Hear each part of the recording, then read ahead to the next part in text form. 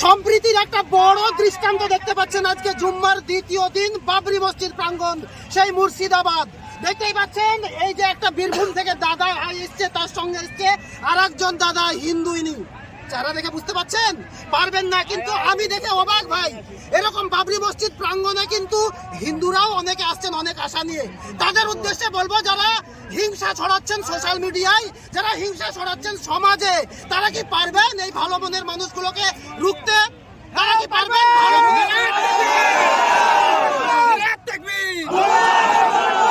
আপনি একবার বলুন তো। নারায়ে তাকবীর, আল্লাহু আকবার, আল্লাহু আকবার, নারায়ে তাকবীর, আল্লাহু আকবার।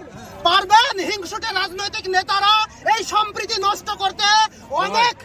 অনেক তো চেষ্টা করছেন, স্টেজে হিংসা বক্তব্য দিচ্ছেন, তাতে কি পারবেন? পারবেন। কিছু মানুষ আছে যারা অশিক্ষিত মূর্খ সমাজে দেখা যায়, তারা অনেক কুকথা বলে থাকেন, কিন্তু এরকম জ্ঞানী শিক্ষিত অনেক হিন্দু ভাই বোন আমাদের আছে, তারা কিন্তু চায় না সম্প্রীতি নষ্ট হোক।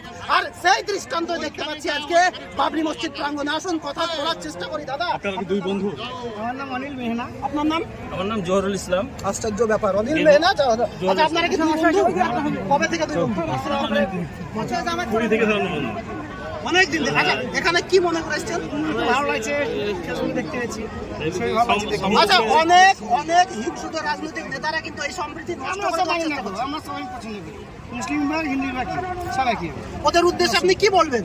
আমি কিছু বলবো না, খুব ভালো লাগছে, আমাকে এসছি, খুব আনন্দ লাগছে। এটা আমরা একসঙ্গে ঐক্যবদ্ধ হয়ে থাকতে চাই, যেমন বন্ধুত্ব বজায় রেখে যেন এই বাবরি মসজিদ অন্যতম আবার হয়। ইনশাআল্লাহ আমরা আল্লাহর কাছে প্রার্থনা করি যে আমাদের বহুদিনের প্রত্যাশা, আমরা একসঙ্গে দুই বন্ধু আজকে বাবরি মসজিদ বীরভূম থেকে নলাটি থানা অন্তর্গত আমরা এই বাবরি মসজিদে আসার জন্য এসেছি। আচ্ছা, আপনিও কি চান যে বাবরি মসজিদ হোক? অবশ্যই অবশ্যই।